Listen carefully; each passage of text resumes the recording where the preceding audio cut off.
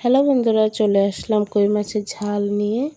তো প্রথমে কই মাছটা ভেজে নিয়েছি, তারপরে মশলায় দিয়েছি সর্ষে, পোস্ত, জিরে আর পেঁয়াজ দিয়ে সুন্দর করে বেটে নিয়ে তারপরে তোমার জিরা ফোড়ন দিয়ে মশলাটাকে কষিয়ে নিয়েছি।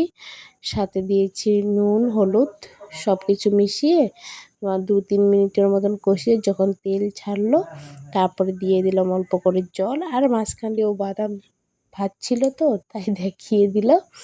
তারপর জল দিয়ে 5 মিনিটের মতন কষিয়ে মাছগুলি দিয়ে দিলাম। মাছগুলি দেওয়ার পরে তোমার 20 মিনিটের মতন ঝোলটাকে ফুটিয়ে নিলাম মাছের সাথে, তারপরে তোমার নামিয়ে নিলাম। তো আমাদের কই মাছের ঝাল হয়ে গেছে। ঝালটা কেমন লাগলো তোমরা বলো কমেন্টে। Tata, bye bye.